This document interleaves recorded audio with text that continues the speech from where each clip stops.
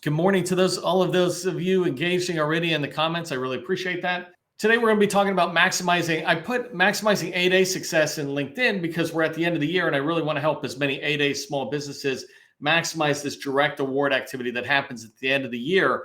But the tips I'm going to share can help everybody out there. And so as we move forward in today, talking about our training topic of how to market your small business on LinkedIn, I want you to keep this in mind that for a lot of us, if we go to a networking event, say an agency has a vendor outreach session, et cetera, or we're going to a local chamber of commerce to an event there, when we are thinking about going to that event, we're getting our paperwork in a row. Maybe we're going to bring business cards or capability statement. We get cleaned up. We take a shower, we comb our hair, we get a suit and tie or whatever the equivalent is for you on, right? We're trying to look our best as we go forward into this business environment. I want you to do the same thing, right? I want you to dress yourself up for when somebody shows up on LinkedIn. And in this case, it's not necessarily your picture. That's one teeny part of it, but it's your LinkedIn profile. That's your version of, dressing sharply, if you will, going in there and instead of shorts and a t-shirt or something, you're dressing a little bit more professional. We want to do the same thing on LinkedIn. And that's what we're going to talk about today, because that will increase your visibility and your attractiveness to buyers when they're coming in, right? And we're going to talk about how all those things go in. These buyers are just people, right? And people buy from those they know, like, and trust. As we go through today, I'm going to be talking about that. But LinkedIn is a great place to start that journey of helping somebody know, like, and trust you, right? LinkedIn's going to be the first impression for so many people when they meet you, or they hear about you, or they search on a particular topic, and then you're one of the results that come up in the LinkedIn search or even Google search, and they come to your profile. Your LinkedIn profile is going to be that first impression.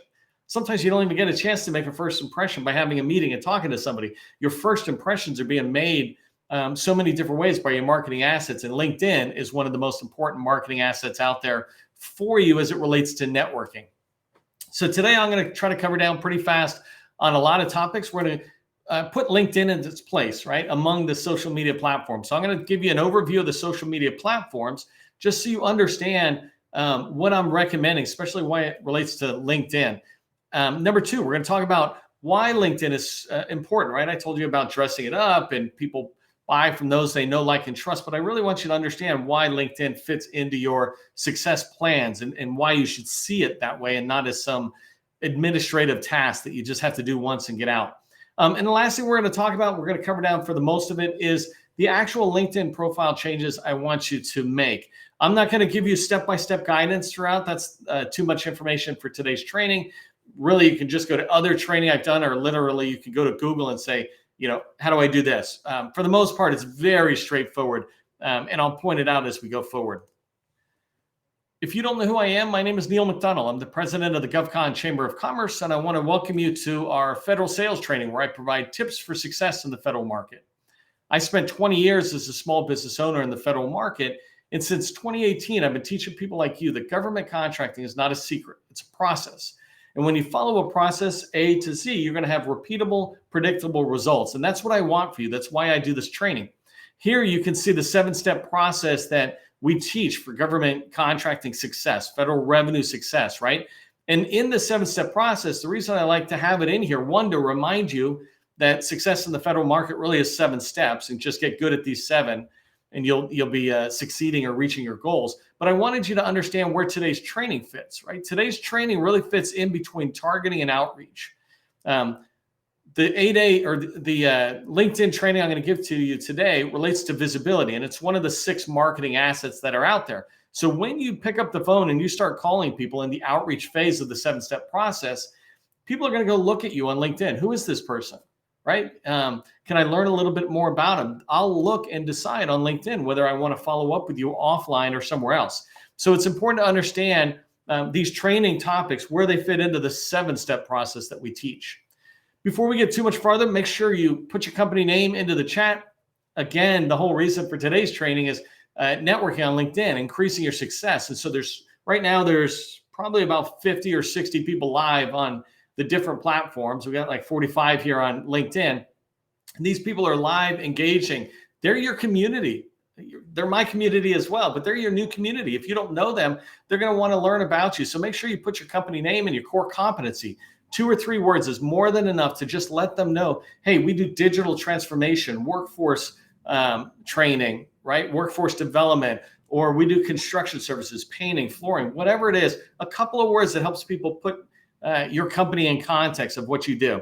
And again, if you're open to connecting, don't just let people know, reach out and connect with them. If they're on my training, they're open to talking with you and connecting on LinkedIn. Okay, so let's dive into an overview of just the social media platforms that you have before you. I actually was looking at somebody's capability statement this morning, and I noticed they had 4 or 5 different icons for social media, and one of them wasn't even YouTube. So they had a lot of different things, and they're in the federal space. And the first thing that came to my mind is that those are not needed in the federal space. That's not what federal buyers are. And we'll talk about that in a minute. But I just wanted to walk through the different ones, right? There's a lot of social media platforms out there you can subscribe to, et cetera. But when you talk about trying to reach federal buyers, when you think about trying to reach the Lockheeds or the Booz Allens or the other large prime contractors to team with, these platforms are not where they're at. They're on LinkedIn. Facebook, that's a personal platform, right? That's where we have pictures of kittens and vacations. It's where we connect with our family and friends. It's where somebody from grade school reaches out and says, hey, Neil, I haven't seen you in like a long time. How about we connect again? It's just the complete personal platform, social media platform. And there are sales that happen there, business to consumer sales. So when somebody is selling like an online course or something to people on, weight loss or how to play the flute or whatever, that's a good area for it because it's a bunch of people in there for personal reasons. Twitter, I have all sorts of thoughts about Twitter, but one of the things I liked best about it is just seeing that over 70% of the users on Twitter are actually 13 to 34 years old. And that tells me that those aren't the federal buyers. Yes, there are a lot of federal buyers who are early in their career and under 34.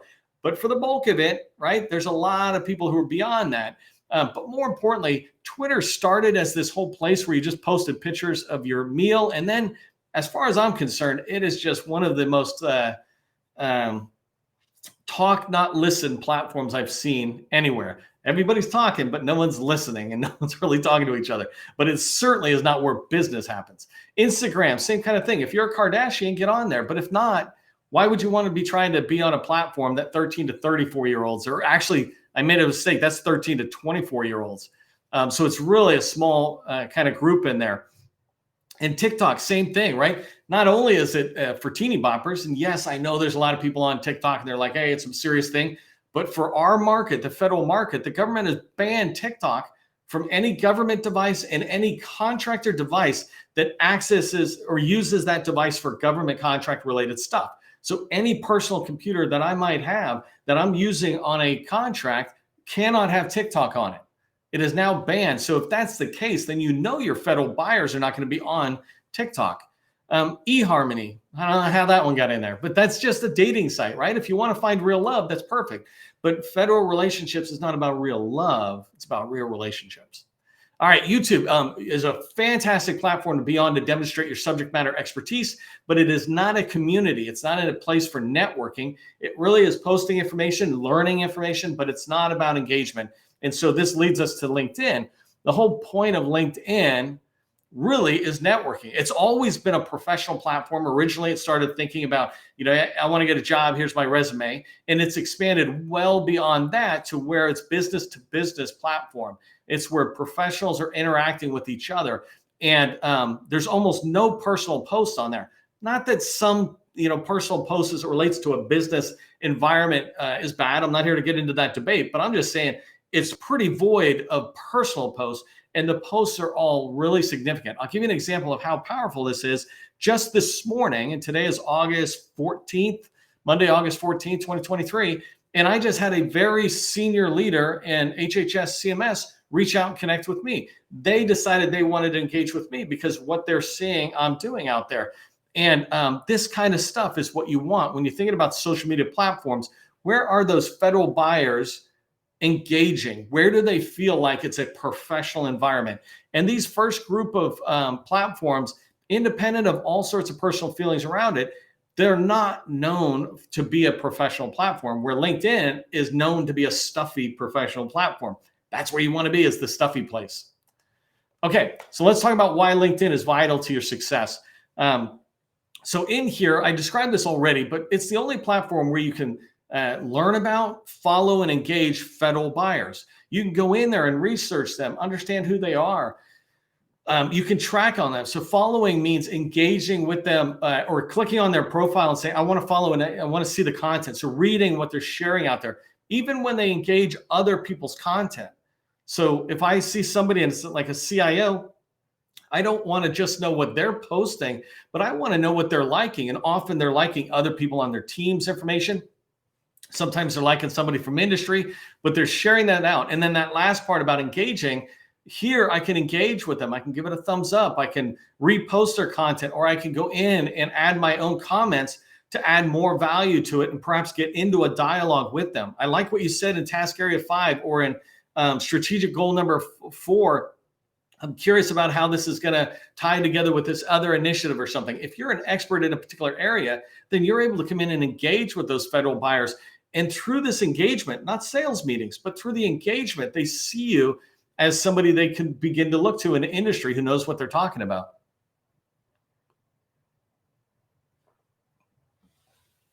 Another reason why it's LinkedIn is vital to your success and it'll really help is it maximizes your visibility, not just with your own connections, right? If you post something out there, you'll be able to share it out.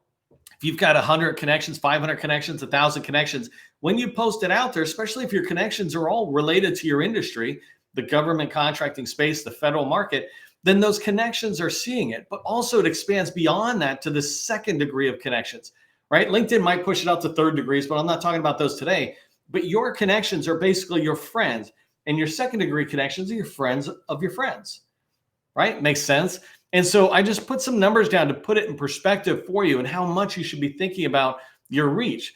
Right now, this morning, I just did a quick check. There's 941 million users or LinkedIn accounts out there. Of those, 21,945, so almost 22,000 are my first connections, right? These are the people who follow me and want to track on my content. And that's what you want, right? Don't worry about the number. I've been doing this a long time, so you don't have to measure against my number. But even just having 100 people who are the right people from the Army or from HHS, for example, following you is a good thing. So I have 22,000 first degree connections, but I have 1.5 million second connections. And so when I'm sharing content out, when I'm engaging with a CIO from a particular office, those second connections have this ability to see what's going on. I don't know if I say this later, but I average somewhere between 4,000 and 5,000 views on average for every single post I do. And I post every day. So that means basically, the way I like to describe it is I have a booth at a conference and 4,000 or 5,000 people walk by my booth. It doesn't mean every one of them stops and talks. It doesn't mean every one of them even looks at they look and they go, oh, there's Neil's booth, and they go on, right? So there's a variation, but 4,000 or 5,000 people, imagine how many does it take for some to stop and look and begin to engage? In the government contracting world, federal market, we're very conservative. On LinkedIn, we don't engage as much. I have people from different agencies reach out to me and say, I've been following your stuff for years. God, you're killing me. You couldn't have given me one thumbs up to let me know your stuff's great, but I just never engage. I'm like, okay, well, those are the same thing with the second degree connections. Those views aren't just first degree connections, they're second degree connections. So when you're on LinkedIn, you have this big breadth of people to reach out to. Mark Amtower, if you're not tracking on him, go research him on LinkedIn. Somebody great in the government contracting space as well. But he does this survey, I think it's once a year, does this survey, and he just talks about the sheer volume of federal agencies, federal buyers, and federal personnel who are online on LinkedIn or have accounts on LinkedIn, et cetera. And it's a lot, right? And so as you get out there, you want to connect. And this last bullet I just put for the visibility is that I have 198,000 second degree connections here in the DC area. Every single day that I do these lives, I get about 2,000 views on the live alone. And those, for the bulk of them, 50, 60% are in the Washington, D.C. area because that's where I'm at. Well, that's huge. That means a lot of these people who are in the D.C. area, who are in the federal space, I'm reaching my connections. And that's what I want for you to think about is you want to get your profile in this way that it starts attracting followers and connections so that you can engage with them, but also you can reach their connections. And the last main bullet here that I had, I mentioned a little bit earlier, right? People buy from those they know, like, and trust. LinkedIn, when you do it correctly, will help people begin to know you, right? I mean, just even become aware of you. If they do search, they'll find you. And that's how they know you and they get in there. So you want to help them know you and then show them that you're a real person. And so if you think about a profile, there's no picture or there's missing information. When I look, sometimes I literally look at somebody I know is real. I'm like, man, your profile makes me look like you're a bot, like you're an AI tool or something, or somebody that's just creating a bunch of phony accounts. But I know you're real, but you're making yourself look not real. And so we want to make sure that you're dressing up nicely for LinkedIn so that you can show people you're real. And again, it's not about just your photo. It's about your profile is dressing up nice. When you do that, it begins to help people like you, right? They begin to like what you share. They like how you share particular information, et cetera. So let's talk about 10 changes I want you to make to your profile. I'm going to pop through pretty quickly with these, and I'm going to go back and forth to LinkedIn because I have it open. And so hopefully if I can do this correctly, I'll show you a couple of things. But actually, I'm just going to pop into people's profiles. It's all public, so I'm not going to worry about sharing it. But I am, if I could see something and give a tip, I might do that. And I try to engage people who are on today's activity. So the first one is banner, right? You don't want blanks, and you don't want these big skyscrapers or something. But let's take a look at some of these really quick. So right here, I just use Gus and mine. So we use the same one, but we just use a basic picture of the Capitol building. We're trying to scream federal government, right? And we just say coaching for government contractors. That's what we do personally, right? If you come across, so there it is on our same thing on our company page, so we're able to see it. I wanted to come to Hunter. I don't know if she's here today, but she's in our group. Bayan Group has been involved in the GovCon chamber for a long time. But right here, you can see that what her banner picture has tells us that she does Microsoft 365 activity. So that's really good, helpful information. Your photo. So the next thing is some people have on their photos, they're blank. We actually have somebody in the community. He was a blank picture for the longest time. And I reached out. I'm like, hey, can you put a picture in? I don't know why you're hiding it, but we'd love to see you. Unless there's like this teeniest reason somebody might have that will never, make it bad to put it in. Otherwise, sometimes we don't share a picture because we didn't even realize our setting wasn't sharing it. You want to go into your settings and make sure your photo is set to be shared with everybody who's on LinkedIn. Why would you not share it? There's all sorts of reasons people can make up, but really, you're just preventing the people who want to find you and want to see you from finding you because you're worried about some of the hesitation things. The other thing is when there's no picture, it makes us wonder, is that person real? Is this just a phony one, et cetera? And so we move on. I often don't accept connections from people who don't have a picture. So the other one is don't put a barbecue in. Sometimes I'll see people standing there with a buddy and their picture. Your picture doesn't have to be some sort of glamour shots or fantastic photo. You just do this, and that's fine. My picture on LinkedIn right now, literally, is me doing, I think if you come here, well, you can't see it. Well, there you go. You can see it right there. But that picture is me doing one of these events. We did a snapshot of it. I didn't sit for a professional photo. We just grabbed it from a video. Let's do number 3, right?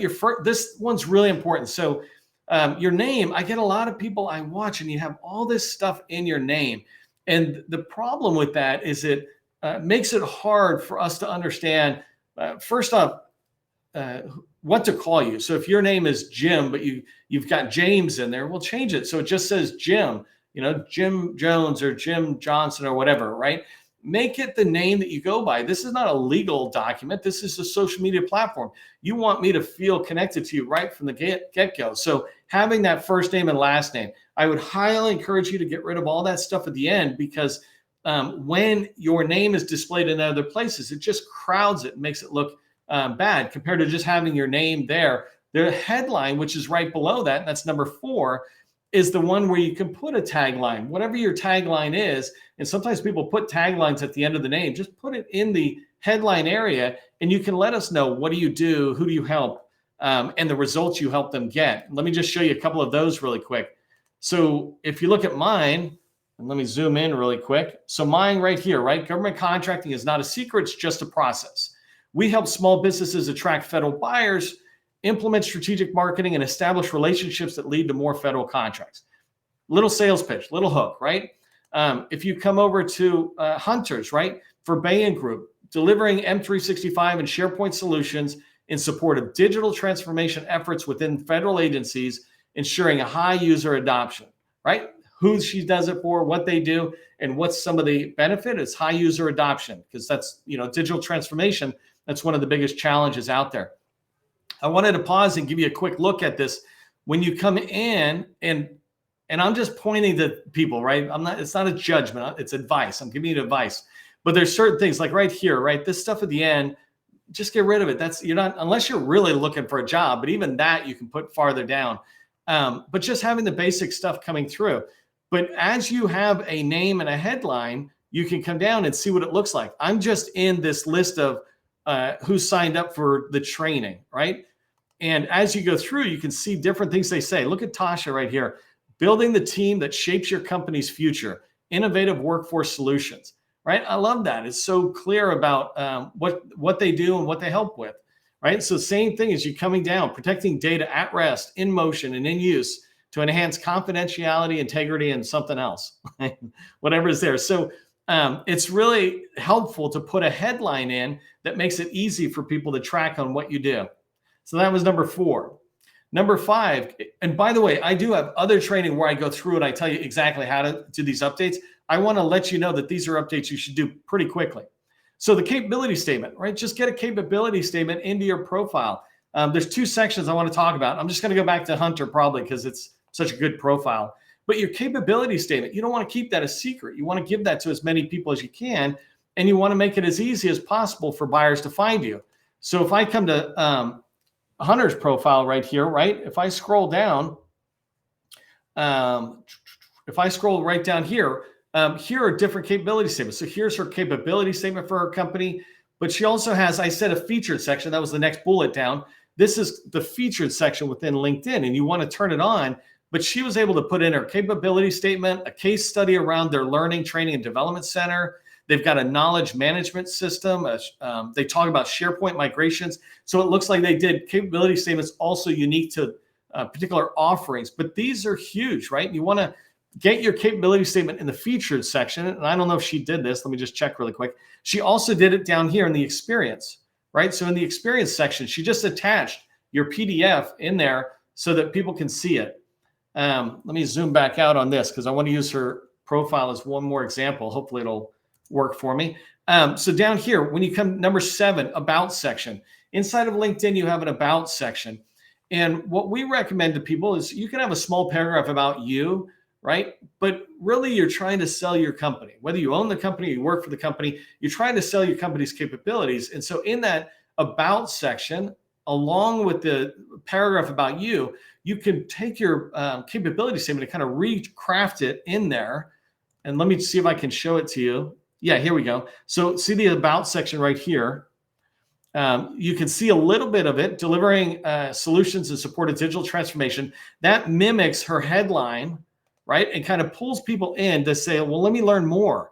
And right here, they begin to see a version of her capability statement. So HUBZone certified, here's the cage code if you want to find them. Here's our primary core competencies, it looks like, for solutions. And then here, she talks a little bit about her. Then she goes right back into talking about the company and differentiators, some highlights on differentiators. And then right here, laying out customers that they have supported. And then some last minute stuff. And it looks like she's got some keywords where she puts it at the end. That's what I'm recommending. It's like, take a minute to do this. Literally, it could take an hour or less, but the chance of you having visibility with your federal buyers goes up dramatically when you put that information in. You make it easier for people to research your company and research what you do. All right, so that was 7. Number 8, I talked about a little bit, but let me go back really quick. There's so you saw keywords with Hunter, but if you go to, let's see, Gus's. So if you go to Gus's right here, you can see he's saying we talk about sales, strategy, marketing, and small business government contracting, right? So this is called the Talks About section on LinkedIn. when you go in there, if somebody is navigating out there, they're going to find that information. And so you want to be able to weave keywords and hashtags in. The hashtags are what I showed you on Gus's, and the keywords were what Hunter used, not only at the bottom, but she wove them into the narrative. Those keywords, by the way, are the top ways you want to be found. If somebody is searching for a plumber, you want to be found if you're a plumbing company. If they're searching for, fix a leaky sink, you want to be found because that's the type of work you do. Figure out what your top keywords are. I'm not talking about every single one, but your top 5 or 10 are really important to weave into your narratives. This next one, your profile URL, you want to personalize it, and same thing with your contact information. So let me just show you what that looks like really quick. I'll just do it here on mine. First off, you can see my profile, right? Neil McDonnell. That's my URL. What some people have, and so here's Russ's, his is good. So Tasha, right? She's a big part of our community, and I would advise her to go in and change her URL and just get rid of that number. That number that I highlighted is just LinkedIn giving you a random profile name or URL. So if you get rid of it, you make it a friendlier name. The other thing is your contact information. So right here, you have this page. Let me zoom in. And you've got all this information. People leave it blank. And here's the biggest thing I want you to pay attention to is your email address. People either don't put an email address in or they put in a Gmail account. Go in there and put your company email address. This is a sales tool. You want people to find you, right? So put your information in. It also has this ability to put other stuff in. By the way, put your birthday in there. Birthdays are awesome because LinkedIn tells everybody in your network that, hey, today's Neil's birthday, and everybody sends greetings, but it's a great way to reestablish connections. If you're not talking to them more than once a year, you hear about their birthday, they hear about yours. It's a good world. But you can also put in, like we put in our website, the YouTube channel, etc. Having those in make it easier for people to find you, especially federal buyers and potential teammates. We're going to wrap up. I just want you to remember that government contracting, it's not a secret. It's just a process. I'll see you in the next training.